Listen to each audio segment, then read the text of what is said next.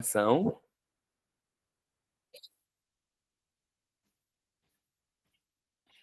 Pronto, estamos gravando. Vamos dar início ao nosso quarto encontro, tá bom? Neste quarto encontro do módulo 1 de Ontologia, nós vamos falar da construção do ser humano. Semana passada, a gente realizou, um encontro para desconstruir o ser humano, tá? Agora a gente vai buscar esta reconstrução do ser humano. Este é o último encontro do módulo 1 de ontologia. Então, hoje a gente vai encerrar essa reflexão sobre a necessidade de construir uma nova ontologia, que nós estamos nomeando de ontologia do aqui e agora, tá? Que permita, por sua vez, pensarmos as ciências a partir de um outro ponto de partida. A ontologia, dentro da filosofia, é sempre este fundamento conceitual, tá? Prévio, que permite a elaboração de construções científicas, teóricas, epistemológicas, tá? E aí, no próximo encontro, a gente já inicia o módulo 2, que é o módulo que vamos tratar exatamente da antropologia e deixar o gancho para começarmos a tratar das questões políticas. Lembrando sempre vocês que a gente programou este curso como uma tarefa tripla de elaborar uma ontologia, uma epistemologia e uma ética para as ciências, para servir às ciências ecológicas e ambientais. Elaborar não no sentido de entregar uma ontologia, uma epistemologia, uma ética pronto e acabados, mas no sentido de propor novos caminhos para o pensar filosofante, tá? Então, essa é a ideia que nós estamos tentando realizar nesse primeiro módulo, que hoje se encerra com a ideia da construção do ser humano. E aí, hoje, nós vamos ter dois textos. Um texto do Eduardo Viveiros de Castro, que é este livro aqui, Metafísicas Canibais, que traz uma leitura bem mais densa, bem mais filosófica, uma redação bem acadêmica, bem científica, e este texto do Hans Staden, Duas Viagens ao Brasil, que ficou uma leitura mais livre para vocês folhearem e lerem o que vocês acharem interessante ali do livro. Então, o foco mesmo são nos dois capítulos que separamos da Metafísicas Canibais, do Eduardo Viveiros, tá bom? Então, vamos lá, vamos dar início sem mais delongas, Este módulo 1, ainda, ontologia, o encontro 4, a construção do ser humano, tá? Bom, o primeiro texto que a gente vai debater, discutir, é o capítulo sobre o perspectivismo, que é o capítulo 2 da Metafísicas Canibais, do Eduardo Viveiros de Castro. Vejam, o subtítulo deste livro é Elementos para uma Antropologia Pós-Estrutural. A ideia do Eduardo Viveiros aqui é exatamente propor uma nova forma de se fazer antropologia a partir e para além do modo tradicional que era o estruturalismo do Claude Lévi-Strauss, que constituía exatamente entender, como o próprio nome diz, estruturalismo, entender o que compõe uma cultura, por exemplo, a partir do complexo estrutural desta cultura, não apenas de uma única olhada enviesada, por exemplo, pelos valores, pela história, pelas verdades do antropólogo. Então, a ideia era despir-se disso já de cara, no Claude Lévi-Strauss, e descrever o complexo estrutural que compõe aquela cultura.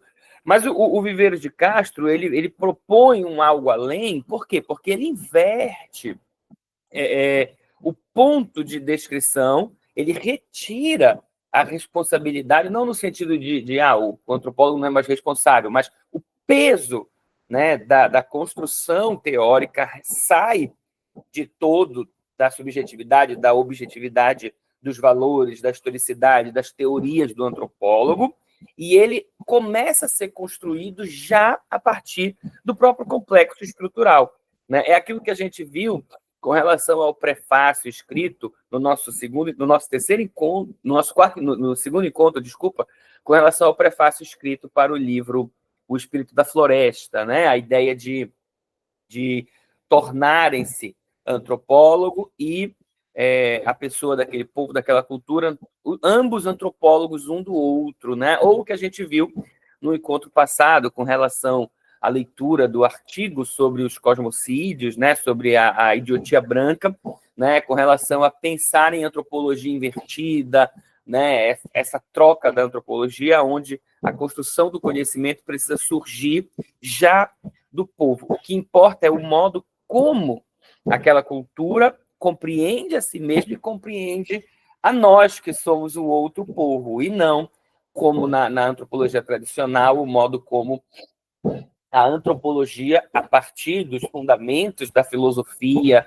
europeia, compreende tudo. Tá? Então, a gente parte já deste outro elemento. E o conceito, os dois conceitos que ele vai utilizar aqui, são os dois que nós vamos estudar hoje, que é o perspectivismo e o multinaturalismo. Então, vamos começar pelo conceito de perspectivismo, tá? Que é de onde o Viveiro de Castro parte. Bom, qual que é o objetivo da obra para ele? Apresentar os conceitos como uma contribuição antropológica. Mas para quê? Né? Qual é a contribuição do conceito de perspectivismo e a contribuição do conceito de multinaturalismo, que nós vamos ver também. Então, o próprio nome do conceito já entrega alguma coisa do que ele está querendo dizer. Então, perspectivismo é a ideia de que não existe uma única forma narrativa ou uma única forma verdadeira ou correta de compreensão do mundo, da realidade, do cosmos, né? O que existem são perspectivas, ou seja, pontos de vista a partir dos quais eu narro, eu construo, eu elaboro, né, ou eu explico as verdades do mundo e dos modos de vida. A gente não pode confundir o perspectivismo com a ideia de que não existe nenhuma verdade, tudo é ponto de vista, tudo é, então, nesse sentido, que é uma pegadinha que o próprio termo já traz, né? A ideia de que não há uma verdade absoluta, tudo é ponto de vista, portanto, nada é importante no fim das contas, né? Então, não é neste sentido que empobrece o conceito de verdade propriamente dito, tá? Mas é no sentido de que o encontro da história, dos complexos estruturais que formam uma cultura e que formam as relações entre povos distintos, por exemplo, ele precisa ser compreendido a partir de uma perspectiva, né? E essa perspectiva não pode mais ser a perspectiva exclusivista do antropólogo eurocentrado, da filosofia tradicional ou da ciência tradicional. Então, nesse sentido. Mas vamos ler o que o próprio Viveiros de Castro escreve para a gente. Vejam só. Alguns programas filosóficos contemporâneos, aqueles que se desenvolveram em torno de uma teoria dos mundos possíveis, ou aqueles que se instalam de saída no exterior da dicotomia das dicotomias infernais da modernidade, ou aqueles ainda que convencidos do fim da hegemonia criticista, que obrigava a encontrar respostas epistemológicas para todas as questões ontológicas, vão definindo pouco a pouco outras linhas de fuga do pensamento sobre novas bandeiras, como as do realismo especulativo ou da metafísica experimental. Então, vejam, o que ele está apontando aqui? Que não só ele, na antropologia, né, e outros autores como ele na antropologia, como a gente viu sendo citados no outro texto, Bruno Latour, né, e outros autores, né, não só eles estão procurando formas de compreender os mundos para além da estrutura eurocentrada tradicional, né? Há outras escolas e outros caminhos na filosofia, como o realismo especulativo, por exemplo, que eu já citei em outros encontros, e que no encontro 12 a gente vai falar do realismo especulativo, tá? Trata-se exatamente de tentar compreender as relações entre as coisas do mundo sem o ser humano, né? A ideia, por exemplo, de como uma árvore se relaciona com o rio, independente do humano interferindo nessa relação, ou mesmo do humano compreendendo a partir da sua racionalidade esta relação. Então, é uma escola bem nova na filosofia, né?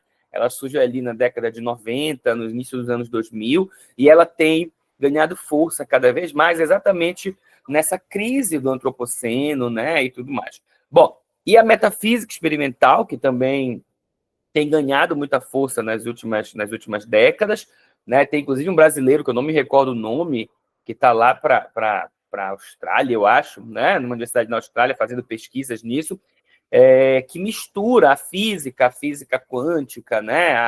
A física dos planetas, dos buracos negros, com as reflexões filosóficas da metafísica. E aí eles nomeiam esta área de metafísica experimental, o que dentro da filosofia eurocentrada parece um contrassenso, né, lógico, né, de chamar de metafísica aquilo que é experimental não caberia, mas tem sido uma área bem interessante, bem nova dentro da ciência e da filosofia.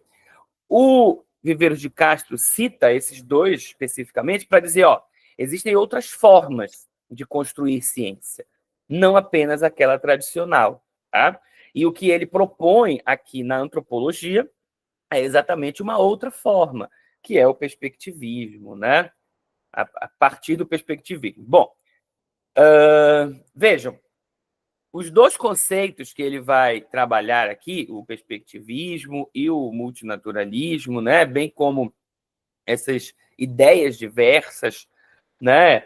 Que vão aparecendo, né? Mas especificamente esses dois conceitos dele emergem, né? Ao cabo de uma análise dos pressupostos cosmológicos da metafísica da predação, tá? Que acabamos de evocar, porque ao longo do texto ele vai exatamente mostrando como a metafísica e a ontologia tradicional ela justifica as ações predatórias, né, as violências contra os povos, né, contra a natureza, enfim, né? É só a gente lembrar que no período das invasões as Américas foram invadidas sob, né, a chancela, a autorização e a justificativa de verdades filosóficas e ontológicas, né? Uma delas, a ideia de que há um Deus que criou o ser humano à sua imagem e semelhança. Este Deus deu uma religiosidade que seria o cristianismo e que, portanto, a terra pertence aos cristãos.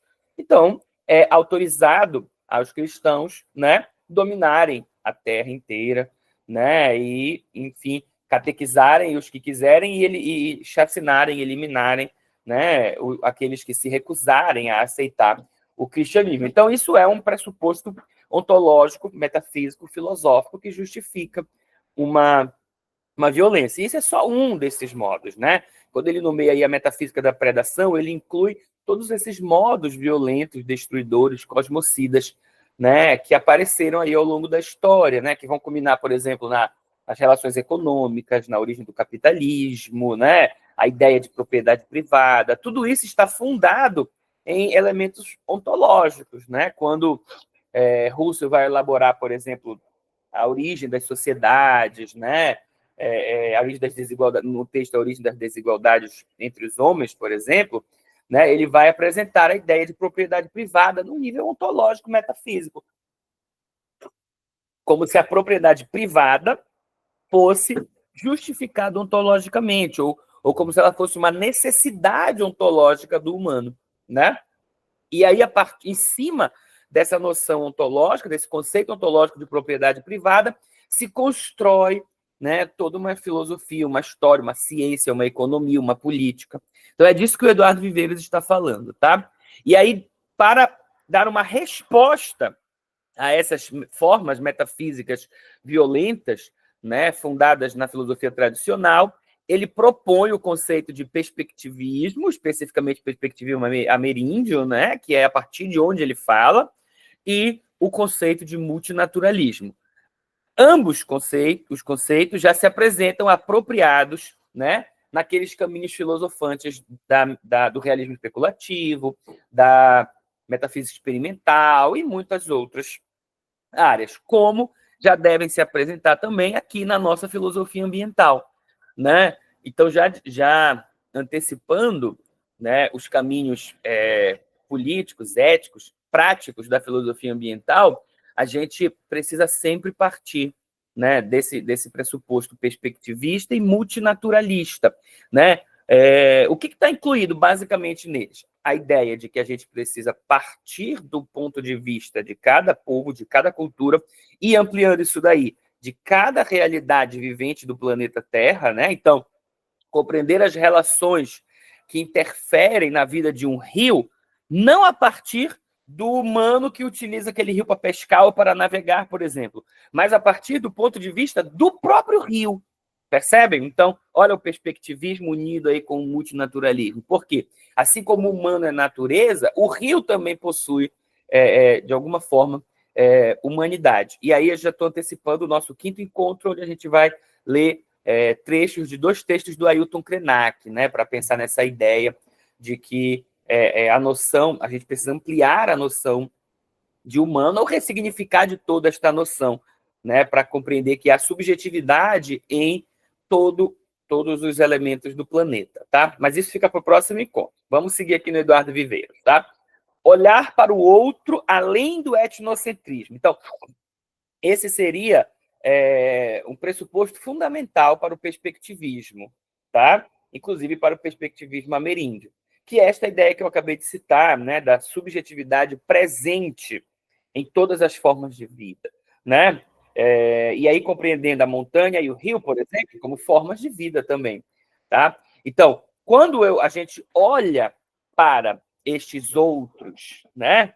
Estes outros seres que compõem o planeta e que se relacionam conosco, limpos, né? Despidos do etnocentrismo, né? No caso dele, ele usa o termo etnocentrismo, a gente pode botar o termo antropocentrismo aqui, para ampliar ainda mais, né? Quando a gente se despe do antropocentrismo, a gente consegue compreender o rio a partir do rio, e não a partir do humano, tá?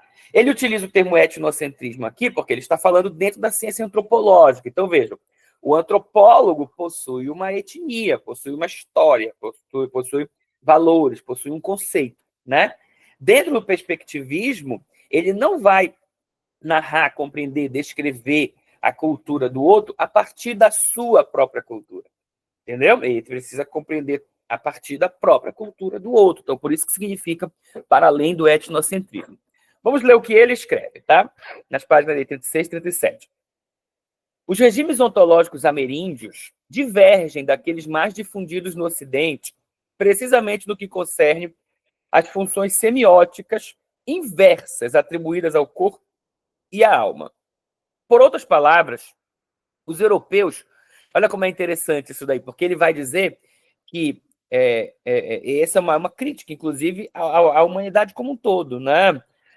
Porque ele vai dizer que o etnocentrismo ele é parte da existência de um povo, de uma cultura, né? Existe a tendência natural, podemos dizer assim, ou se quisermos, a tendência ontológica de enxergarmos sempre o outro e o mundo fora de nós a partir de nós. Daí o exercício filosófico e científico de despir-se desta natureza ontológica, desta tendência ontológica etnocêntrica, tá? E aí ele vai dizer que tanto os invasores europeus quanto os indígenas que aqui viviam partiam na compreensão do outro a partir de si, claro, porque isso é uma tendência ontológica natural. Então, partiam de visões etnocêntricas. Vejam só, os europeus nunca duvidaram que os indígenas tivessem corpo, né? Porque os animais também possuem corpo, né? Então, a ideia da diferença entre a coisa extensa e a coisa pensante, né? Que é uma diferenciação que Descartes faz há muito tempo, né? Atrás, lá na modernidade filosófica, né? Entre res extens e res cogitans, tá? Então, a coisa extensa é tudo aquilo que possui corpo, forma, matéria, né? Que pode ser medido, calculado. Então, qualquer animal possui, qualquer coisa do planeta possui, a pedra possui. Então, não é possível duvidar que os indígenas também possuem um corpo, claro, né? O problema para os europeus era, será que estes selvagens, né, possuem também uma cogitans, uma alma, né? Por outro lado, os indígenas também nunca duvidaram que os europeus tivessem alma. Olha que curioso. Por quê? Porque todas as formas de vida possuem alma. Os animais também possuem alma, né? Os espectros dos mortos também possuem alma, né? Veja o que o Eduardo Viveiros de Castro nos diz. O etnocentrismo dos europeus consistia em duvidar que os corpos dos outros contivessem uma alma formalmente semelhante a que habitavam os seus corpos. E o etnocentrismo ameríndio, ao contrário, consistia em duvidar que outras almas ou espíritos fossem dotados de um corpo materialmente semelhante ao corpo dos indígenas, né? Então, a dúvida dos indígenas era, será que este corpo, esta corporeidade destes que estão chegando, deste outro povo, né, um corpo igual ao nosso, né? Ou é um corpo diferente? Como é diferente, por exemplo, o corpo da árvore, o corpo da onça, o corpo do jaguar, o corpo da tatu, né? E por aí vai. Então, o que o Eduardo Vieira está dizendo é que o status ontológico da alma e do corpo eram compreendidos de forma inversa pelos europeus e pelos indígenas. Para os europeus, o que importa é a alma. Por isso importa saber se os indígenas, os selvagens, possuem alma. Né? Mas para os indígenas, o que importa é o corpo. Né? E como este corpo se estrutura. Ele é um corpo dotado, por exemplo, de possibilidades de vivenciar os rituais, de sofrer as alterações, de receber os espíritos da floresta e coisas assim, né? Ou ele é um corpo diferente, ele é um corpo frágil, ele é um corpo que precisa se cobrir, por exemplo, né? Então, tudo isso fazia com que a diferença aparecesse, né, nessas compreensões. Bom, aí vamos fazer tentar fechar aqui a ideia da ontologia do aqui e agora, de uma vez por todas, que a gente está citando desde o encontro passado. O que é isso? O que é uma ontologia do aqui e agora?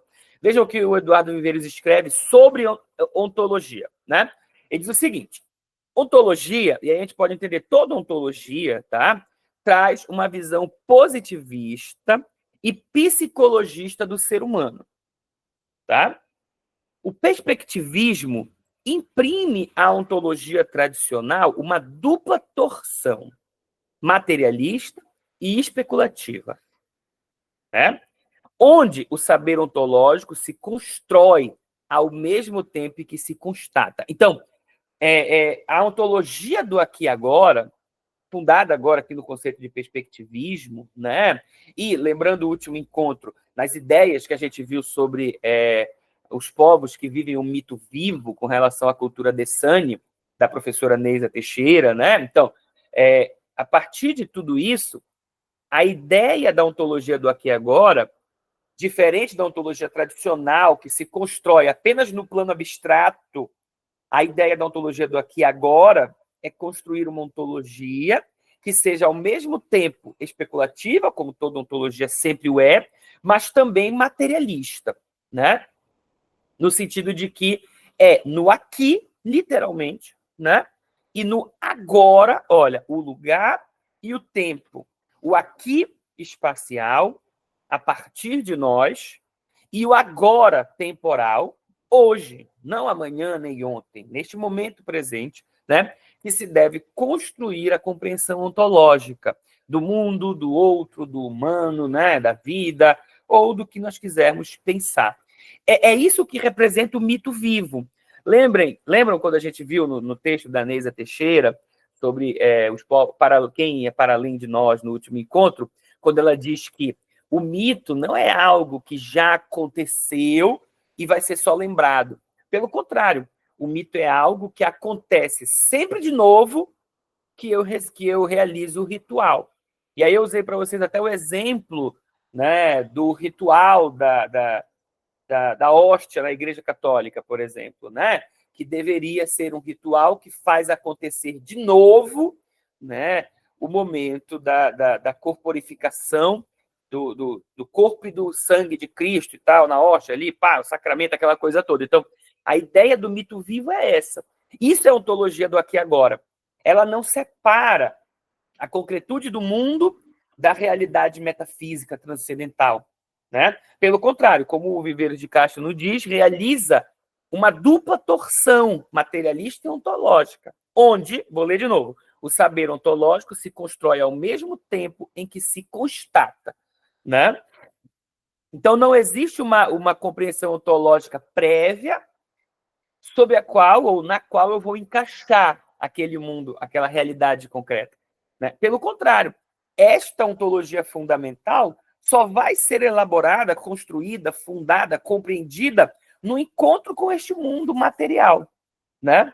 Isso é a ontologia do aqui e agora, partindo do perspectivismo que ele propõe aqui, tá? E aí, o multinaturalismo, ele já começa a citar, aqui a gente vai falar mais dele lá na frente, né? O multinaturalismo é apresentado como a inversa dualidade como invertido, né? Da dualidade da filosofia tradicional entre natureza e cultura. Aquilo que a gente viu lá no nosso primeiro encontro, na introdução, lembram? Que o Eduardo Viveiros diz no texto A Inconstância da Alma Selvagem, especificamente no capítulo chamado Mármore e a Murta, ele diz o seguinte: para os europeus existe uma única natureza, que é a natureza humana, né?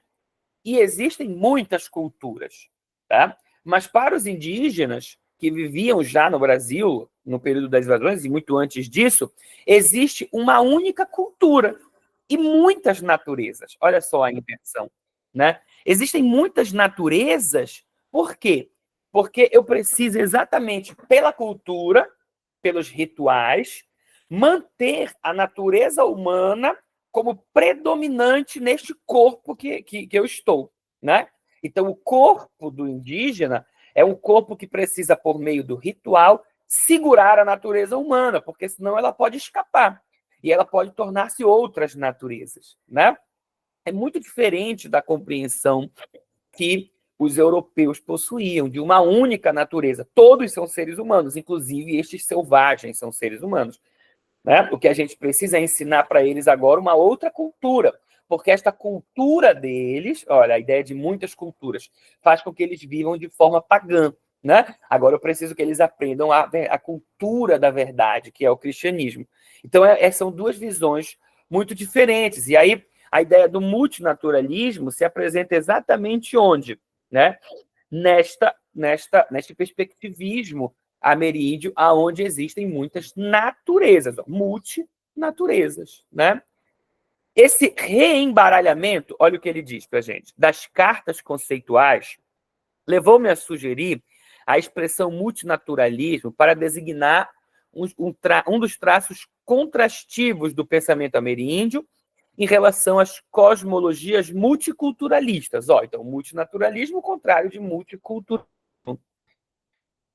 Tá? Enquanto estas se apoiam na implicação mútua entre unicidade da natureza e multiplicidade das culturas, isso que eu acabei de explicar para vocês, né?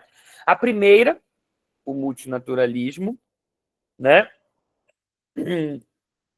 Garantida pela universalidade objetiva dos corpos e da substância. A segunda, gerada pela particularidade subjetiva dos espíritos e dos significados. A concepção ameríndia suportaria, ao contrário, uma unidade do espírito e uma diversidade dos corpos. A cultura ou o sujeito seriam aqui a forma do universal, né? A natureza ou o objeto a forma do particular. Entenderam isso? Vejam, é uma outra ontologia, né? A ontologia ameríndia. Então, se a ontologia tradicional europeia apresenta o espírito como único, né? Aqui você não tem mais esse espírito como o caminho, no fim das contas. Não, volta, já apago o que eu escrevi.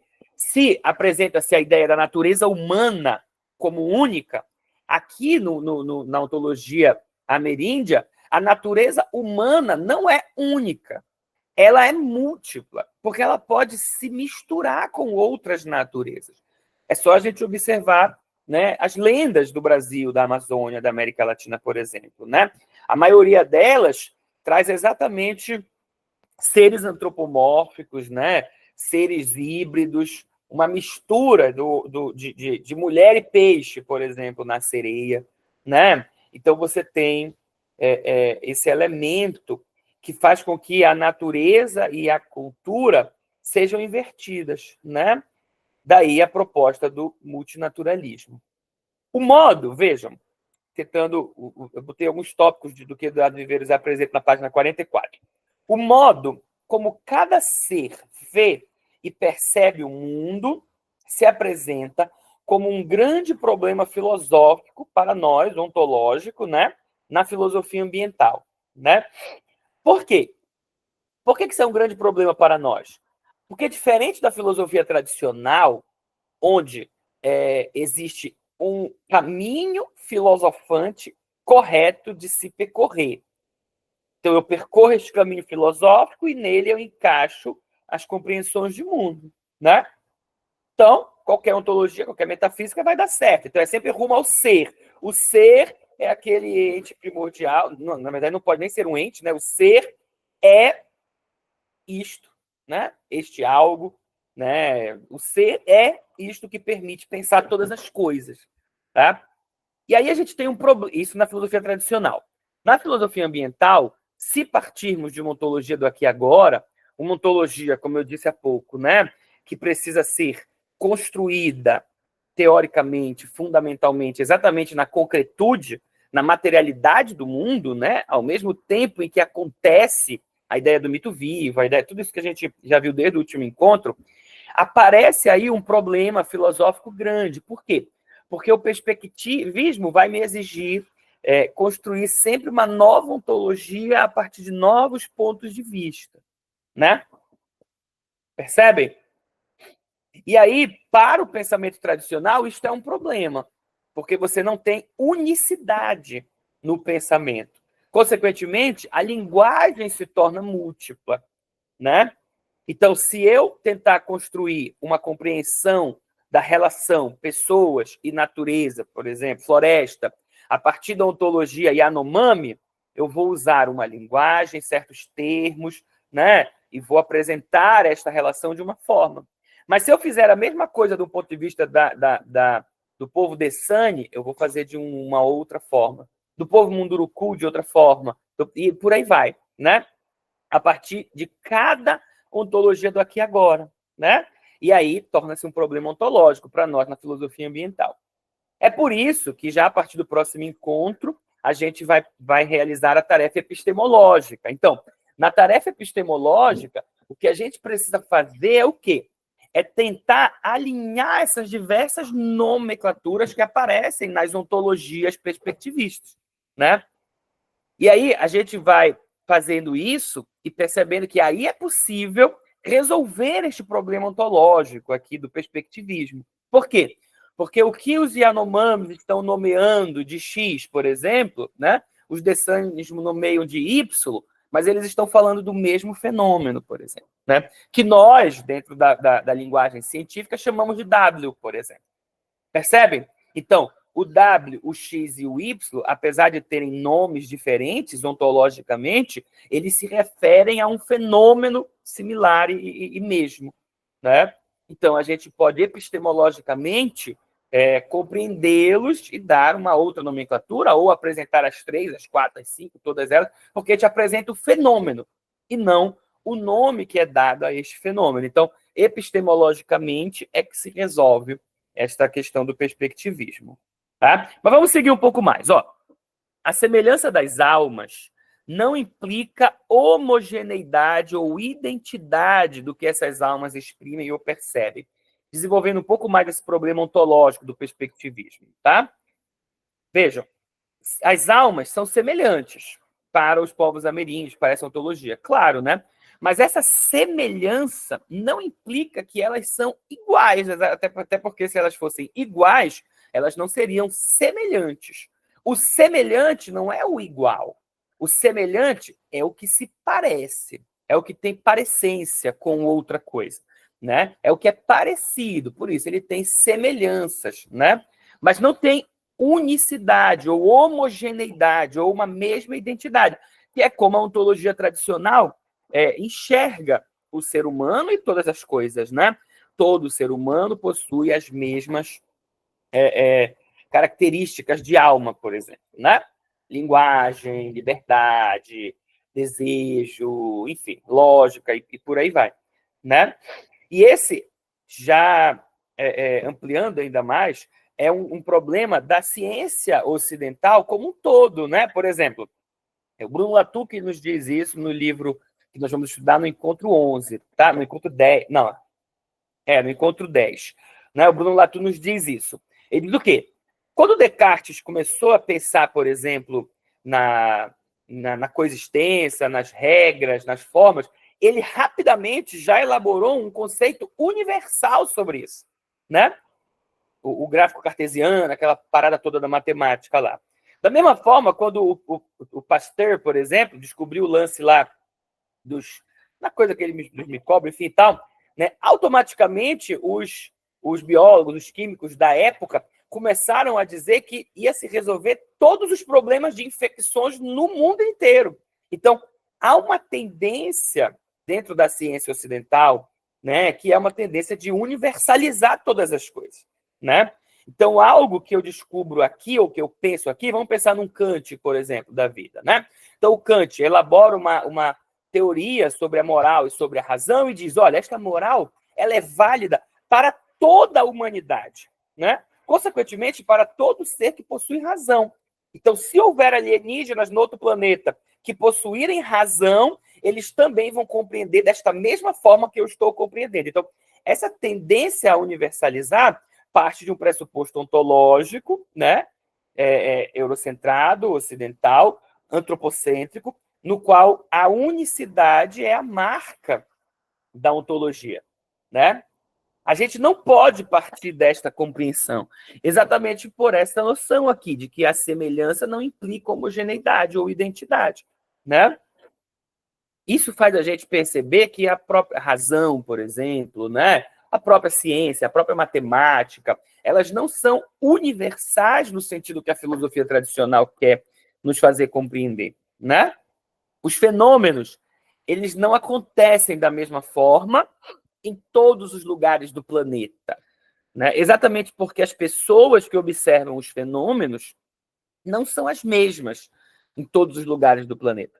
E não só as pessoas, os outros entes da natureza não são os mesmos, né? Ampliando, já dando gancho para o nosso próximo encontro do próximo sábado, uma árvore enraizada na floresta amazônica não é igual a uma árvore enraizada num solo japonês, por exemplo, né? Elas possuem ambientes, subjetividades, contextos, histórias, relações com o entorno, né? Diferentes. Portanto, elas não são a mesma, né? O complexo relacional de uma árvore na Amazônia é diferente do complexo da árvore no Japão, mesmo que seja a mesma árvore, no sentido de mesma espécie de árvore, tá? Aí agora eu não sei dizer o nome de uma árvore que planta lá e planta aqui, né? Vamos imaginar a mesma, tá? Vamos imaginar que plantamos uma mangueira no Japão, né? Então a mangueira no nosso solo amazônico não é igual à mangueira no solo japonês, né? E mesmo que elas possuam as mesmas características químicas e biológicas, subjetivamente elas são diferentes, né? Na Terra do Sol nascente, o Sol nasce diferente para elas, vamos pensar assim. E aí a gente está num âmbito que a ciência tradicional, que a filosofia tradicional também, não consegue compreender. Por quê? Porque enxergam a árvore apenas como uma coisa, né? Mesmo que se assuma e se aceite que ela possui vida, né? Porque possui células, mas ela não possui vida, nem vida no sentido da consciência. Ela não é consciente, né? Ela é menos que os animais, por exemplo, né? Que ainda podem se mover e interagir. A árvore não pode. Então, essa é a visão fechada da ciência e da filosofia. Dentro do perspectivismo ameríndio, a gente amplia isso, porque a árvore não é porque ela está com as raízes no solo que ela não possui subjetividade e possibilidade de relações, né? Pelo contrário, ela se relaciona com os pássaros que pousam na sua copa, com os animais que se abrigam entre as suas raízes, né? Com os animais que escalam o seu tronco, com as pessoas que passam por ali, fazem uso dela, retiram seus frutos, né? Retiram um pedaço da sua madeira, retiram a borracha, né? O óleo, né? Enfim, do seu tronco e tudo mais. Então, existe um complexo relacional ali, tá? Bom, voltando. Vou ler de novo para a gente seguir o raciocínio do Viveiros de Castro. A semelhança das almas não implica homogeneidade ou identidade do que essas almas exprimem ou percebem. O modo como os humanos veem os animais, os espíritos e outros personagens cósmicos é profundamente diferente do modo como estes seres os veem e se veem. Olha que legal, né? Então, esse é o perspectivismo ameríndio que o Viveiros de Castro apresenta e que nós dizemos que é fundamental para a compreensão da nossa ontologia e, futuramente, da nossa epistemologia, né? O modo como nós enxergamos um pássaro é completamente diferente do modo como o pássaro nos enxerga e enxerga a si mesmo, né? Tipicamente, essa tautologia é como o grau zero do perspectivismo. Ele vai dizer, olha, vejam só, essa tautologia, o que é uma tautologia? É uma frase que desculpa, dentro da filosofia, é uma frase que é verdadeira em si mesma, né? Então, uma tautologia, essa tautologia, né? O modo como nós enxergamos o mundo e os entes do mundo é diferente como o modo que esses entes enxergam a si mesmos. Para o Viveiros de Castro, é o ponto zero do perspectivismo, né? Porque é o que permite exatamente relativizar, de novo, não no sentido negativo do termo relativizar, tá? As construções ontológicas de mundo, tá? E aí já vamos pensar na epistemologia, que é o nosso próprio encontro, tá? O Ocidente objetifica para conhecer, certo? Então, o que é epistemologia, gente? Logia é o saber, né? Ciência, saber. Episteme é o conhecimento também. Então, nós temos dois nomes para falar da mesma coisa, dois termos, né, para falar da mesma coisa. Então, uma tradução bruta, literal, de epistemologia seria a ciência do saber, conhecimento do saber, ou o saber sobre o conhecimento, ou a ciência do conhecimento. Tá? Isso é epistemologia. Percebe? Então, na epistemologia ocidental, esta relação de conhecimento só é possível por meio da separação entre aquele que conhece e aquilo que será conhecido, que é, né, comumente chamado de relação sujeito-objeto. Um sujeito que vai conhecer e um objeto que vai ser conhecido. Daí a ideia de que, daí o Viveiros de Castro deixa claro que a ciência, que o mundo ocidental objetifica as coisas para conhecer. Eu só posso conhecer a árvore quando eu transformei esta árvore em objeto. A proposta da ontologia do aqui e agora, que é a proposta do perspectivismo e do multinaturalismo ameríndio, é a seguinte: você não vai objetificar nada, porque as coisas precisam, ao invés de ser objetificadas, ser personificadas ou subjetivadas. Então, eu, que sou uma subjetividade, me relaciono com a árvore, que é outra subjetividade. E é na relação intersubjetiva que o conhecimento aparece, porque não sou eu que vou dizer sobre a árvore, é a árvore que vai dizer sobre si mesma. Então, o conhecimento, ele não é um dizer o que as coisas são, mas um ouvir das coisas o que as coisas são, né? É aprender com as coisas, tá? E aí ele vai citar o xamanismo ameríndio, guiado pelo ideal inverso da objetificação da epistemologia tradicional. Conhecer é personificar. Olha só. Tomar o ponto de vista daquilo que deve ser conhecido, ou antes, daquele que deve ser conhecido. A forma do outro é a pessoa, e não o objeto, a coisa. Poderíamos dizer que a personificação ou subjetivação xamânicas refletem uma propensão geral a universalizar a atitude intencional, identificada por certos filósofos modernos da mente, ou filósofos da mente moderna, como um dos dispositivos inferenciais de base. Então, o que é atitude intencional? Quem tem mais leitura da filosofia e da psicologia, inclusive, já ouviu algumas vezes o termo intencionalidade da consciência.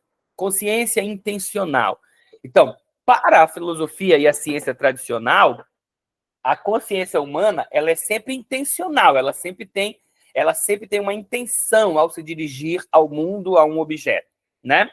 Por isso é muito complicado fazer ciência, principalmente ciências humanas, e eliminar os elementos subjetivos, ou seja, os elementos que estão no fundo dessa intencionalidade da consciência. Aqui ele usa o nome de atitude intencional, tá? Mas essa é a mesma ideia, tá certo? O que os ameríndios, né, a partir do xamanismo, faz, né? Eles ampliam, eles universalizam essa atitude intencional. Assim como o humano possui intencionalidade da consciência, todo ente, todo ser vivo, toda forma de vida também possui intencionalidade da consciência, ou atitude intencional, né? Lembram quando a gente leu lá no Espírito da Floresta, a montanha? Não, acho que a gente vai ler na próxima semana. Eu estou confundindo os textos do Ailton Krenak, tá? Na próxima semana, a gente vai ler literalmente o Ailton Krenak dizendo: a montanha é um ente subjetivo, né? Capaz, inclusive, de provocar a gente, de chamar, de iniciar uma relação com o humano, né? E não apenas o humano se direcionar até a montanha. Então, a floresta é um ente político, ele vai dizer também. Existem muitas relações políticas na floresta, no sentido de uma política tradicional, tá? Não de uma política vulgarizada na nossa sociedade, tá? No sentido de política como relações de diálogo, de necessidade, de controle, de copertencimento, tá? Legal. Vamos lá. Não objetificar o mundo.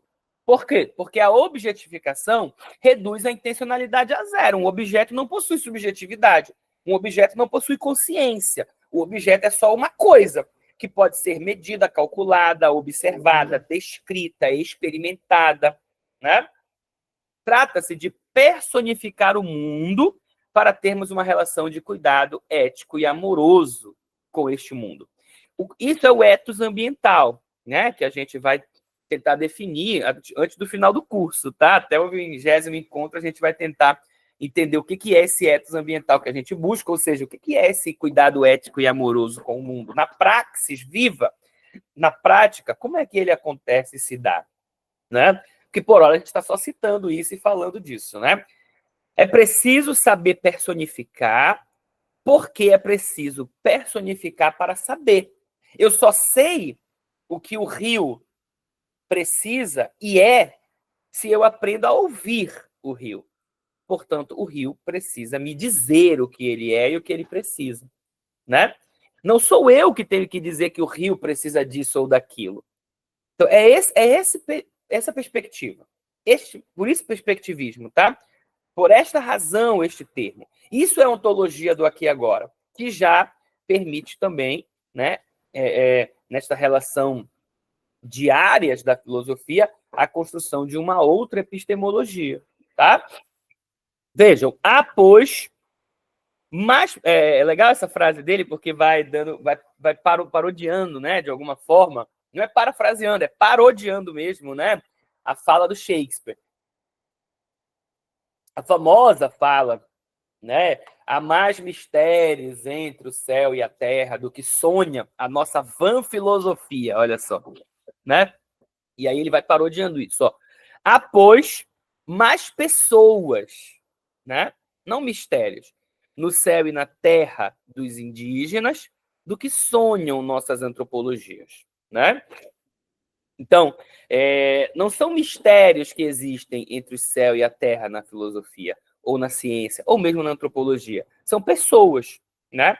O problema é que o antropocentrismo, né, o antropoceno e a filosofia tradicional, elas simplesmente ignoraram a existência dessas pessoas, né? Dessas subjetividades, dessas consciências intencionais, né? E fizeram o quê? Objetificaram o mundo, dando o caráter de subjetividade única e exclusivamente para o humano, tá? Descrever este mundo onde toda diferença é política, olha só, porque toda relação é social, como se fosse uma versão ilusória do nosso, unificá-los mediante a redução da invenção do primeiro, às convenções do segundo, é escolher uma solução demasiado fácil e politicamente iníqua para determinar as complexas relações de transformação que permitem passar de um ao outro. Tal facilidade explicativa termina produzindo toda sorte de complicações, pois este pretenso monismo ontológico costuma pagar-se por uma emissão inflacionária de dualismos epistemológicos, êmico e ético, metafórico e literal, consciente e inconsciente, representação e realidade, ilusão e verdade. Então, vejam, quando a ontologia filosófica tradicional e, consequentemente, a ciência, a epistemologia filosófica tradicional, realizam este movimento de objetificação do mundo e dotam apenas o ser humano do caráter de subjetividade e possibilidade de saber e de se relacionar, por exemplo, de forma livre, consciente, ética, humana, né? O que acontece? O mundo todo passa a ser dividido em elementos duais, né? Então, o que nós temos? É sempre uma dualidade. O que é real é aquilo que nós vivemos e nós somos. O resto é tudo representação do meu próprio pensamento, né? Eu sou a verdade, o resto inteiro é uma ilusão, né? Então, os dualismos epistemológicos, eles aparecem aí, né? Percebam, por que uma narrativa de origem indígena é um mito, vejam, e a narrativa da criação do mundo em 7 dias, Adão e Eva, é uma verdade religiosa, por exemplo. Vejam, né?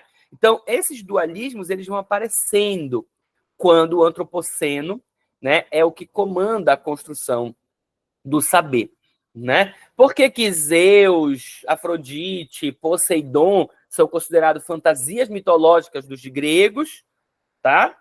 E todo o rol de figuras dentro do judaísmo, do cristianismo, possuem um outro status ontológico, por exemplo, né? Como se houvesse mais verdade nas figuras, por exemplo, de Anjo Gabriel e essas coisas, né? Enfim, do que nas figuras das mitologias gregas ou mesmo das ontologias e cosmogonias africanas, indígenas e tudo mais.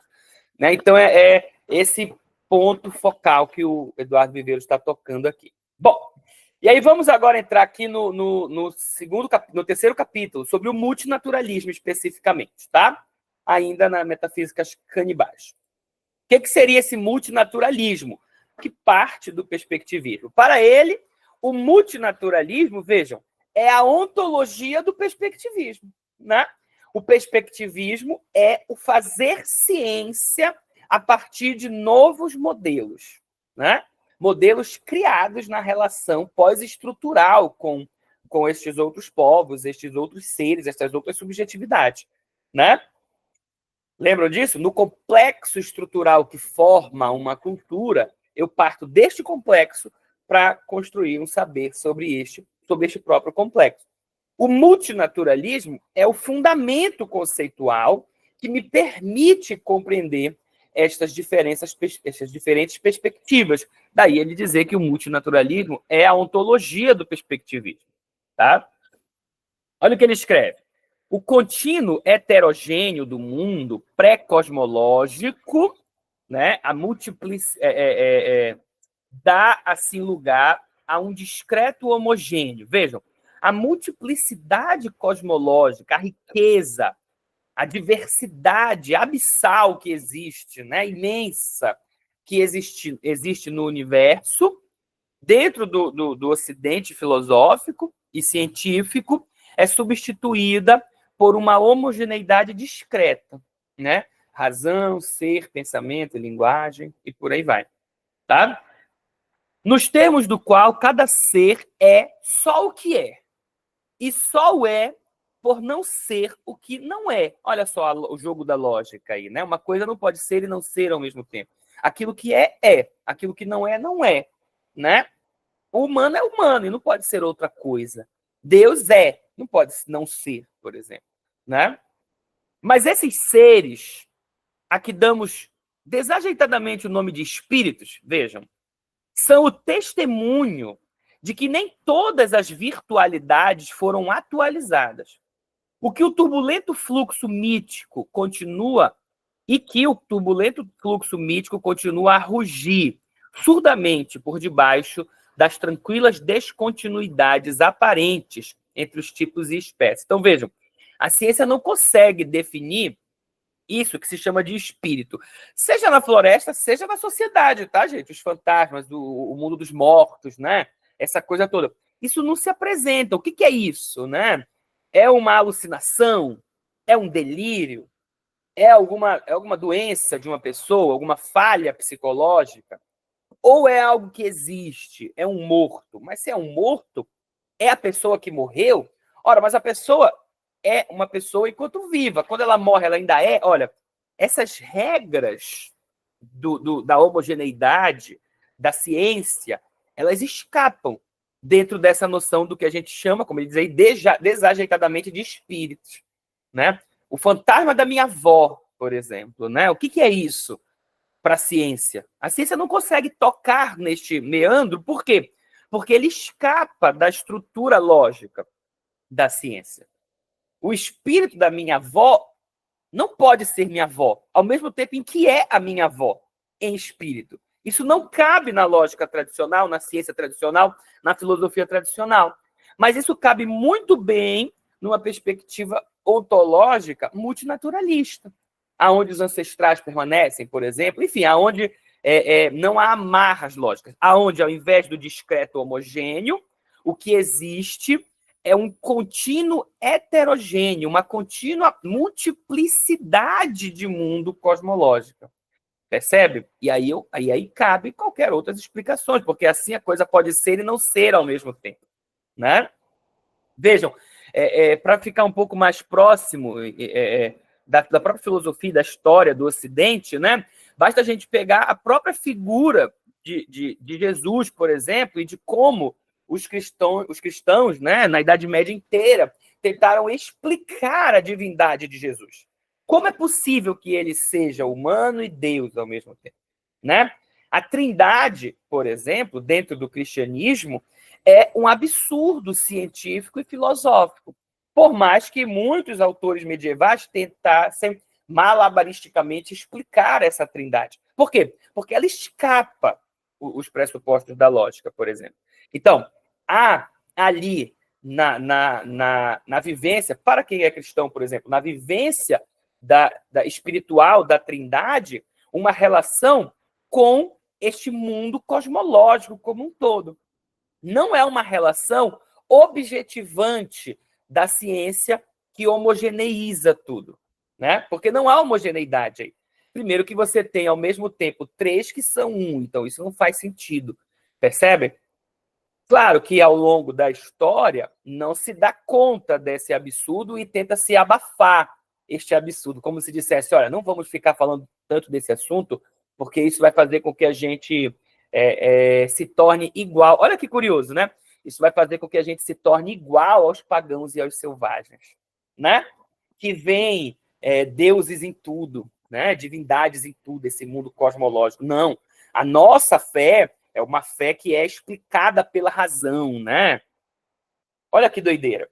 Então, meio que se deturpa a vivência espiritual, cosmológica do início ali de um cristianismo, por exemplo. Né? Como é feito no judaísmo, como é feito, enfim, em todas essas teorias espiritualistas dentro das religiões que são padrões em uma sociedade, por exemplo. Né? O islamismo, lá no mundo árabe, né, o judaísmo também, o cristianismo no mundo ocidental como um todo e tal, você atropela e finge que não existe este elemento que é heterogêneo na cosmologia e tenta compreender tudo de um ponto de vista homogêneo, discreto, simples, lógico, racional. Tá? Só para tentar ajudar um pouco, né? Se a gente esquece esta estrutura racional, né, a gente observa que não há diferença entre a vivência cosmológica do cristianismo, do islamismo, do judaísmo, do hinduísmo, do budismo, com nenhuma das outras formas de espiritualidade. Por quê? Porque a espiritualidade como um todo é vivência para além, né, da estrutura lógica e racional. Tá? Bom, vamos lá. Voltando aqui para a antropologia. Se nossa antropologia popular vê a humanidade como erguida sob alicerces animais, normalmente ocultos pela cultura, tendo outrora sido completamente animais, permanecemos, no fundo, animais. O pensamento indígena conclui, ao contrário, que, tendo outrora sido humanos, os animais e outros existentes cósmicos continuam a sê-lo, mesmo que de uma maneira não evidente para nós. Olha essa inversão também que é feita aqui, da qual a gente também já comentou por alto, e a gente vai comentar mais no próximo encontro, agora sim, com relação às obras do Ailton Krenak, né? Então, o que se compreende aqui? Para a história filosófica tradicional, o humano é o último estágio, ou o estágio mais avançado da evolução. O humano tem uma ancestralidade comum aos demais animais, né? Que é uma ancestralidade animal, e que foi evoluindo até chegarmos a este grau de construção evolutiva que somos nós. Daí a justificativa antropocêntrica de sermos a melhor espécie, por exemplo, né? Diferente da ontologia dos povos ameríndios, que diz o seguinte, olha, antes tudo era humano, todos eram humanos, né? E aí, por eventos, né? A gente vai ver melhor isso no Ailton Krenak, né? Por diversas, e já vimos um pouquinho também, né? Por diversos acontecimentos, né? Os demais animais e seres perderam a sua característica humana corporal, mas eles continuam sendo humanos no âmbito da consciência, da espiritualidade, né? Eles só não são humanos, né? No corpo, é outro corpo, ainda que seja uma mesma humanidade, tá? Então isso muda em absoluto, porque inverte, aí a antropologia invertida, tá? Inverte todo a estrutura ontológica da ciência tradicional, né? No sentido de que não há último estágio da evolução para nós, né? Porque nós não sofremos nenhuma alteração. Nós somos os mesmos desde sempre. Quem sofreu alteração foram os outros seres, né? Então, se há alguma mudança, alguma evolução, foi nos outros seres, nos animais, nos vegetais, nos minerais, né? E por aí vai, tá? E aí a relação entre alma e corpo, vejam, né? Alma e corpo. A humanidade é fundo e não forma, não é conceito, tá? Diferente de nós, que a humanidade é um conceito que a gente constrói e no qual a gente abarca todas as pessoas que vivem no planeta, né? E que já viveram e que vão viver, enfim, né? Mas para essa ontologia, essa antropologia invertida, a humanidade ela é um fundo no qual todos estão existindo. Ela não é uma forma na qual um grupo, uma espécie se encaixa. Ela é um fundo no qual tudo existe. Alma é ânima, fundo motriz do corpo. Corpo é o que permite ver o mundo em cada perspectiva própria. Aí ele vai mostrar como que o perspectivismo acontece na prática, tá? Alma não responde à diferença ontológica. O corpo é o que diferencia ontologicamente. O corpo é uma forma, é uma imanência perspectivista. Olha que interessante. Eu não enxergo o mundo do modo que eu enxergo por causa da minha alma. Eu enxergo o mundo do modo que eu enxergo exatamente por causa do corpo que no qual esta alma está vestida, né? O corpo é a forma, a perspectiva ela vem para nós a partir da corporeidade. Por isso que eu, com os olhos humanos, enxergo o mundo de uma forma. Não só com os olhos humanos, tá? Mas com as percepções, sentidos do humano, né? A percepção, o cérebro, tudo, né? A abelha, com o corpo da abelha, enxerga o mundo de outra perspectiva. Percebem? E assim também os indígenas, os africanos, os hindus, né? Os asiáticos, enfim, como todos os povos dos polos da Terra, né?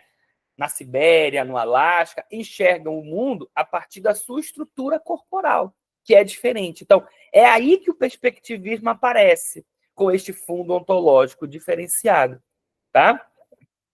Porque neste corpo não estão apenas os elementos biológicos e morfológicos que compõem o corpo. Está todo o complexo de relações, né, com o mundo, com a natureza, com a ancestralidade que esse corpo apresenta. Percebem? Bom, vamos lá. E aí, o que a gente precisa, então, em filosofia ambiental, é fazer acontecer a ontologia, né? Ao invés de pensar apenas a ontologia, a gente tem que tomar e assumir a ontologia como uma ontologia do aqui e agora, como algo prático. como algo que acontece no momento em que eu penso e que eu observo no mundo. Não só penso, em que eu ajo no mundo. Né? Voltando, né? É a ideia daquele mito vivo. O mito que se repete sempre que eu refaço o ritual. Tá? As questões, vejam, do porquê o cosmos saturado de humanidade possibilita apenas o perspectivismo é o que abre caminho à construção de uma ontologia. Então, ó, o cosmos é saturado de humanidade. Tudo possui humanidade nesta visão ameríndia. Tá? Por que, então, apenas o perspectivismo é permitido? Né? E aí o Eduardo Viveiros dá uma resposta. É por elas que também se pode passar da noção ainda semi-epistemológica de perspectivismo à noção propriamente ontológica de multinaturalismo. Né? Ora, o perspectivismo é o que está posto, né, no sentido de que é aquilo que é possível para esse cosmos cheio de humanidade, exatamente porque é por meio porque ele se funda no multinaturalismo, né? As múltiplas naturezas, cada uma delas funda a sua perspectiva nas corporeidades, né, que se apresentam e por aí vai.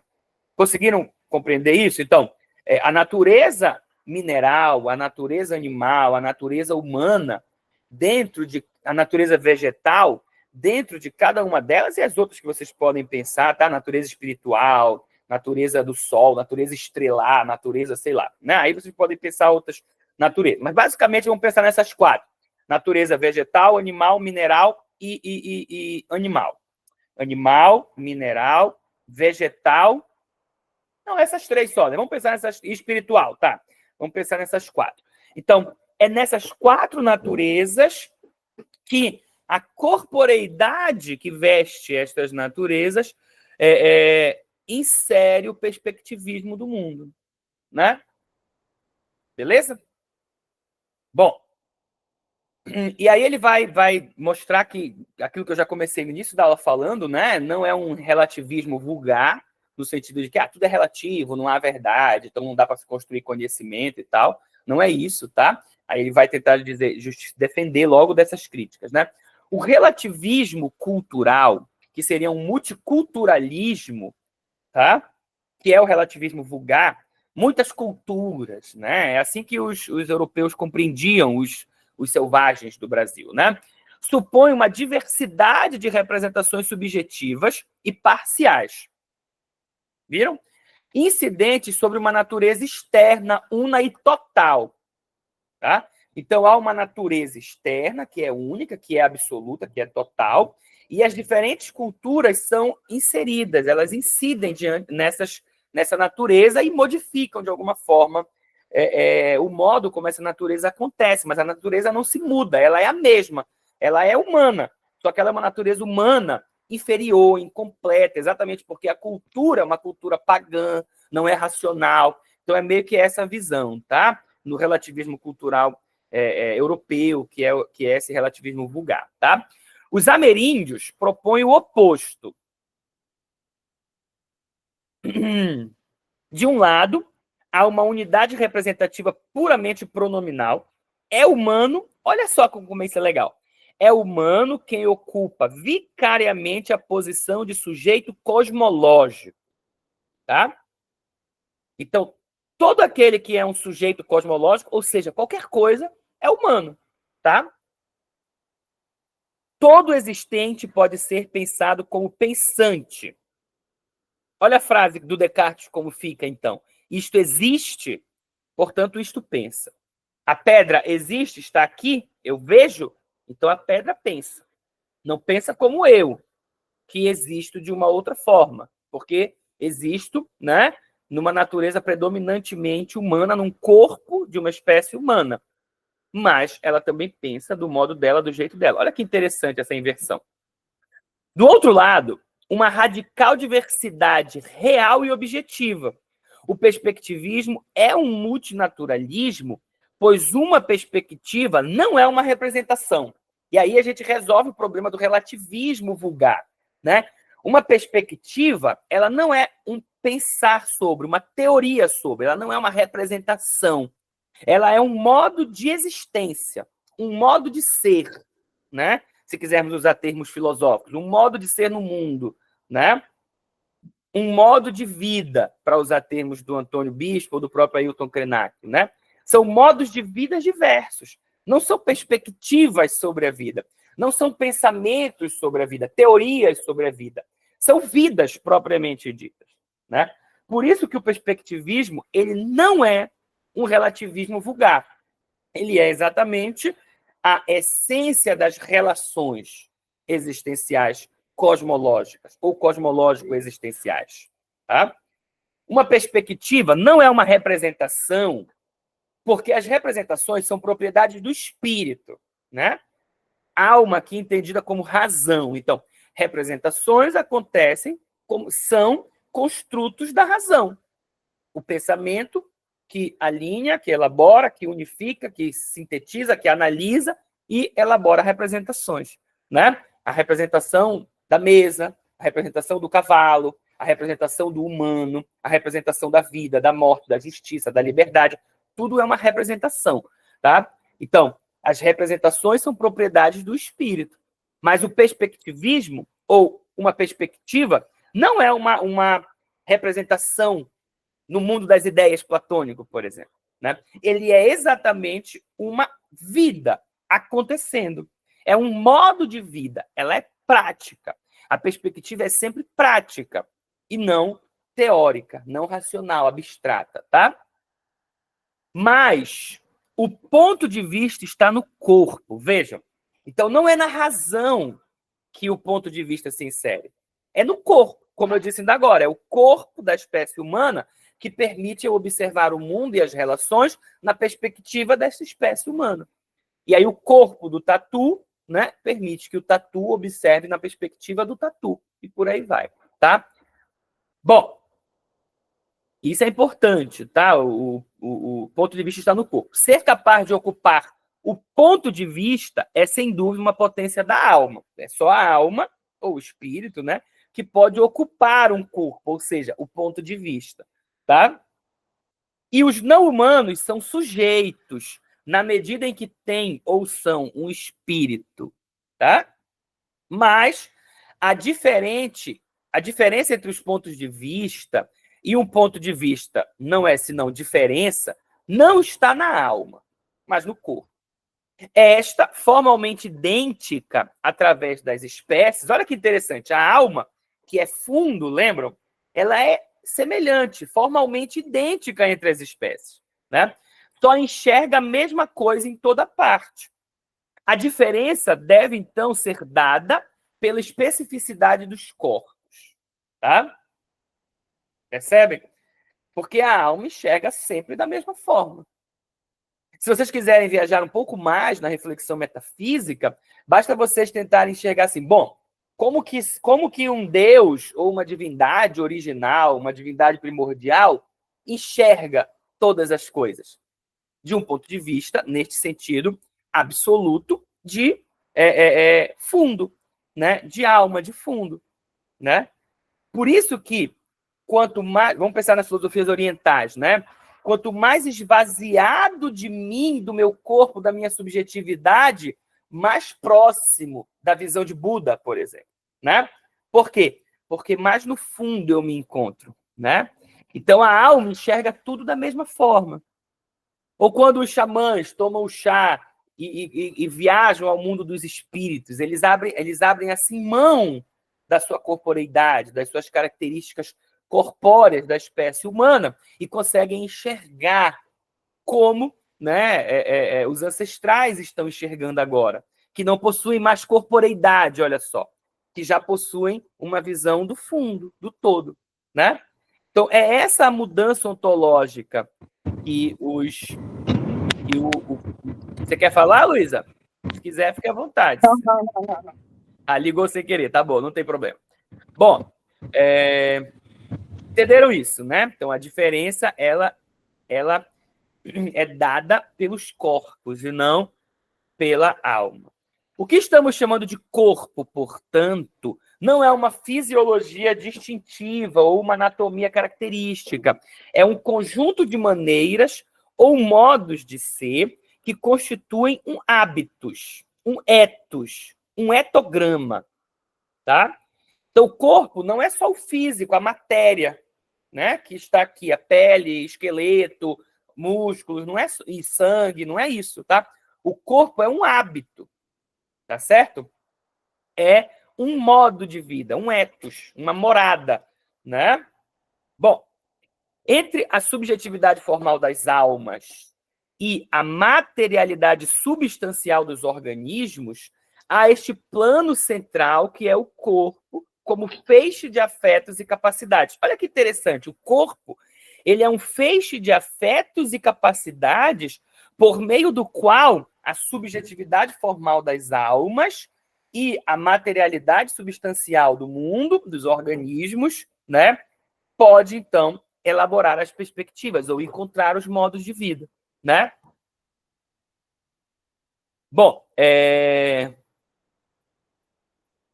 e que é a origem das perspectivas, como eu falei, né? Então, este plano central, que é o corpo como feixe de afetos e capacidades, é a origem das perspectivas. Longe do essencialismo espiritual do relativismo, né? O perspectivismo é um maneirismo corporal, tá? Então, ao invés, né, da filosofia tradicional, que parte de um essencialismo espiritual, uma essência de alma, de conceitos, de abstrações, a verdade, lembrem sempre do Platão, a verdade está no mundo das ideias, tudo que está aqui na concretude é cópia das ideias, olha que absurdo, né? Dentro dessa visão diferenciada do perspectivismo, tá? O maneirismo corporal é o que se apresenta. Maneirismo é o quê? Modos, maneiras corporais de existir e de ser, tá? Bom, e aí a gente tem um problema, que aí já é um problema da epistemologia, já deixando o gancho para o nosso encontro de sábado que vem, que é um problema de tradução de termos e de conceitos, né? Aquilo que eu coloquei para vocês, que é o problema ontológico, né? Então, o termo, o conceito, a ideia que eu utilizo para falar deste fenômeno dentro de uma cosmogonia Yanomami é diferente da ideia, do conceito dentro da cosmogonia Ubuntu, por exemplo. Olha só. Então, eu tenho um problema aí de tradução. Eu preciso epistemologicamente encontrar uma forma de compreender os mesmos fenômenos em, né, explicações diferentes, ou, né, e verificar se de fato são os mesmos fenômenos ou se são fenômenos completamente diferentes. Olha só, que possuem o mesmo nome, né? Porque um Yanomami pode estar falando de corpo, né? E um budista está falando de corpo também, usando o mesmo conceito, a mesma palavra, mas eles podem estar falando de fenômenos completamente diferentes, né? Então, o problema da tradução, que é um problema epistemológico, ele é duplo. Eu preciso verificar onde estão os mesmos fenômenos com nomes diferentes e onde estão fenômenos diferentes com o mesmo nome. Olha que interessante, né? E para a filosofia ambiental, isso é extremamente necessário e importante. Porque senão a gente começa a falar de ecologia, de sustentabilidade, né? Os conceitos que são caros para as questões ambientais, né? Para as ciências do ambiente, as ciências ecológicas, né? Aí eu vou falando disso, respeito à floresta, por exemplo, né? E vou usando esses nomes como se eles fossem entendidos por todos da mesma forma, né? Quando, na verdade, quando a gente chama de a gente usa o termo sustentabilidade, e a ONU usa o termo sustentabilidade, por exemplo, podem estar se referindo a dois fenômenos diferentes, né? Tanto a ONU quanto nós, por exemplo, né? A gente vai ter um encontro sobre o conceito de sustentabilidade, aí vocês vão entender bem essa relação epistemológica entre os fenômenos diferentes. Bom, o que o Eduardo Viveiro diz com relação a isso? O ponto de vista divergente apresenta um objeto que é e não é o mesmo, que é a dicotomia sujeito-objeto é outra, tá? Por isso, não existe essa dicotomia sujeito-objeto. É o mesmo porque é a coisa em si, mas ninguém acessa a coisa em si. Então, não é o mesmo. porque disse de algo a partir das perspectivas modais de um corpo, né? Vejam, o fundo ele é o mesmo, a coisa ela é a mesma, o fenômeno é o mesmo, mas os corpos, né, esse feixe de afetos e compreensões e modos de vida que permite as perspectivas, eles são diferentes. Então, o fenômeno é diferente, né? Mesmo que o fundo seja o mesmo. A floresta não é a mesma para um Yanomami e para alguém da cidade, ainda que a floresta sempre seja a mesma. Mas o Yanomami enxerga a partir de uma perspectiva, ou seja, de um modal, de um maneirismo, de um modo de vida diferente que nós urbanos, que nós da cidade, né? Percebem? É disso que ele está falando. Isso é o perspectivismo. O perspectivismo supõe, então, uma epistemologia constante e ontologias variáveis. É isso que a gente precisa em filosofia ambiental construir. Por isso, o próximo módulo inicia a construção da epistemologia, né? Nós precisamos de uma epistemologia que seja constante, não no sentido de que ela seja absoluta, tá, gente? Não no sentido de que ela seja única e absoluta, mas no sentido de que a gente possa, por meio dela, dialogar com as diferentes ontologias. É isso que eu quis dizer quando eu falei encontrar os mesmos termos para fenômenos diferentes e os mesmos fenômenos para termos diferentes, né? Isso é epistemologia constante em ontologias variáveis. Mesmas representações, mas outros objetos. Sentido único, mas referências múltiplas. Esse é o objetivo a partir do nosso próximo encontro, tá? E aí, para encerrar, o Eduardo Viveiros, o multinaturalismo amazônico não afirma uma variedade de naturezas, mas isso é interessante, porque também pode ficar confuso. Existem uma variedade de naturezas. Não é bem assim, não é tão simples assim, né? Porque esse simplismo, que pelo qual a gente vai tentando abordar as coisas de forma resumida, diz o seguinte: os europeus acreditavam em múltiplas culturas e uma só natureza. Os indígenas, os ameríndios, acreditavam em uma única cultura e muitas naturezas, né? Então, esse simplismo não responde à realidade, por quê? Porque não se trata apenas de muitas naturezas, mas se trata da naturalidade da variação, né? Ou seja, a própria variação como natureza. Se trata do multinaturalismo como fundo ontológico também, como essência ontológica da vida como um todo, no planeta e no cosmos, né?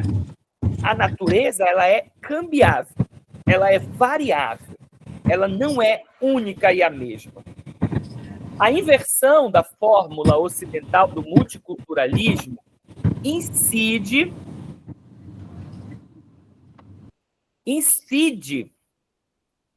não apenas sobre os termos natureza e cultura, em sua determinação respectiva pelas funções de unidade e diversidade, mas igualmente sobre as posições de termo e de função. Então, o multinaturalismo ele não aparece só no sentido terminológico, né, no sentido acadêmico, né? Ele está presente no sentido ontológico. Por isso, o multinaturalismo é a ontologia do perspectivismo, né? Então, essa variação ou essa variabilidade das naturezas, né? Esse intercambiamento das naturezas, ele está posto num nível ontológico, não num nível acadêmico racional, tá? Trata-se de uma reconstrução ontológica do ponto de partida, o humano e a natureza, por meio de uma desconstrução e reconstrução do que ontologicamente quer dizer humano e natureza, que é o que a gente tentou fazer nesses módulos, nessas 3 aulas de ontologia. Desconstruir esta noção de humanidade e reconstruí-la agora a partir da ontologia do aqui e agora, tá? O que está aberto para nós, então, né? Para os próximos encontros? Uma epistemologia como definição de termos, mas mais do que isso, tá? Uma redefinição da própria epistemologia, que é a abertura para a possibilidade de irmos além dos termos e dos conceitos, tá? que é aquilo que eu coloquei para vocês, compreender os termos iguais, que representam fenômenos diferentes, mas também compreender os termos diferentes que falam de fenômenos mesmos, do mesmo fenômeno, né? Beleza? Bom, quando o Yanomami diz Uri-Hiá, viram só? E quando nós, aqui na filosofia ambiental, dizemos terra-floresta ou floresta, né? Estamos falando do mesmo fenômeno, com nomes diferentes, né? Ou quando alguém do agronegócio, por exemplo, ou da política conservadora diz floresta, e nós, na filosofia ambiental, dizemos floresta, estamos usando o mesmo termo, mas é o mesmo fenômeno, percebe? Então, esse é o objetivo nos próximos encontros, tá? Compreender termo e função a partir de uma ontologia do aqui e do agora é o que a gente precisa fazer. E construir a própria ontologia a partir dessa epistemologia fluida. Viram só? Então, a gente passou 3 encontros falando da ontologia, e essa ontologia do aqui e agora não está construída. Ela ainda vai ser construída. Por quê? Porque ela precisa ser uma ontologia que surge exatamente no acontecimento da vida. Ela não é elaborada previamente. Ela é praxis viva também. Ela é o mito vivo. Ela acontece no momento em que a existência está posta e acontece, tá? Então, construir ela nessa epistemologia fluida, móvel, onde se acolha e assuma os muitos nomes de um mesmo fenômeno. E mais, existe aí a necessidade de uma recepção e elaboração desses termos e funções, que são as representações e conceitos primordiais, fundamentos de possibilidade ontológicos. Isso precisa também ir além do modo racional. E aí a gente tem uma abertura para uma experiência de mundo compreensiva, que não é racional, uma abertura para a espiritualidade, por exemplo, não aqui no sentido de religiosidade, tá? Mas no sentido absoluto de transcendência, né? Naquele caminho que a gente viu nas citações do Viveiro de Castro, por exemplo, onde eu consigo ir além da unicidade, da homogeneidade, e consigo ampliar para a diversidade cosmológica, tá? Então, não é possível a gente fazer ontologia do aqui e agora dentro da homogeneidade da filosofia tradicional. É preciso a diversidade cosmológica para que a gente faça essa filosofia ambiental como cuidado ético e amoroso com os mundos. Olha só, mundos no plural, né?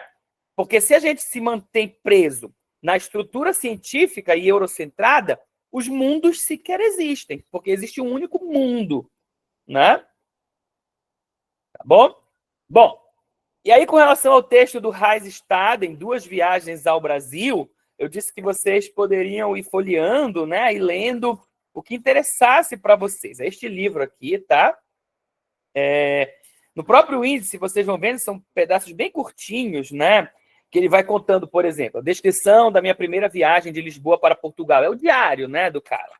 Bom, aí, por exemplo, tem aqui narração da minha segunda viagem, de como chegamos à latitude de 28 graus, de como saímos outra vez do porto para procurar a ilha de Santa Catarina, né? Como me mandaram a nossa nau grande numa canoa cheia de selvagens, tá? Como queriam voltar e os nossos chegaram para me reclamar quando ele ficou preso com os munduruku, né? E por aí vai. Como mulheres dançaram comigo diante das cabanas nas quais guardam seus ídolos tamerca. Como depois da dança me entregaram a Iperuaço, que me devia matar, né? Como eu sentia fortes dores de dente. Aí ele vai narrando o diário dele ao longo dos dias, né? E aí vocês, espero que tenham lido, né, de fato. E aí o que vocês vão observar aí nessa narrativa? Uma visão absolutamente etnocêntrica e antropocêntrica, né? Como eu disse para vocês, este livro ele é interessantíssimo. Por quê?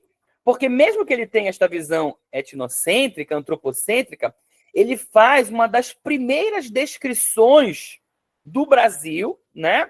Ou da relação entre os invasores e os povos originários, né? No início de tudo, olha, 1547 começa o diário dele, né? Então, no primeiro século, nas 5 primeiras décadas, o que ele está narrando. Né? Claro que em 5 décadas, né, são 50 anos, muita coisa já foi alterada. Então, a narrativa que a gente lê não é de como os povos originários viviam aqui antes da invasão, né? Porque a invasão já aconteceu. Então, é como eles viviam nos primeiros anos após a invasão. Mas muitos rituais, fenômenos da cultura ainda estão presentes nessa narrativa. E aí a gente tem uma noção de como era a vida antes da invasão. Né? Isso é interessante. Né? Por isso que esse livro se mantém super interessante. Né? Este diário do Hans Staden se mantém interessante. Tá? Outro elemento legal é que ela é uma descrição subjetiva dos fatos observados. Então, a gente consegue perceber como que a mente do Hans Staden, né, que é uma mente cristã, né, cristianizada, dentro dos valores cristãos, vai enxergando subjetivamente o mundo, cheio de julgamentos e tudo mais. Né? Então, diante disso, os fenômenos, a cultura, os povos originários, principalmente a tribo dos Mundurucus com o qual ele ficou preso durante muito tempo, né, são lidos a partir de uma perspectiva, que é a perspectiva dele, europeia, eurocentrada, tá? É isso?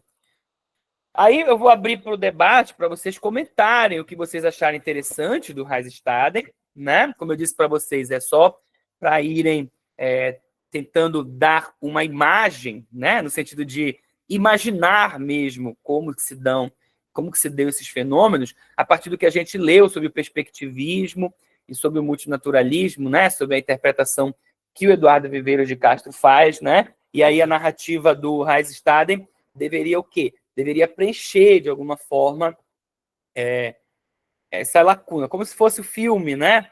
Preenchendo a teoria. Tá? Então, eu espero que vocês tenham gostado da aula de hoje e tudo mais, né? Para a gente encerrar a ontologia aqui, a partir de tudo isso que a gente elaborou. E aí, no próximo sábado, a gente começa a epistemologia, tá bom? É um módulo, ele não tem o nome de epistemologia, tá? Ele tem o nome de antropologia, sociologia e política. Mas é exatamente o que a gente vai fazer, é a construção da epistemologia.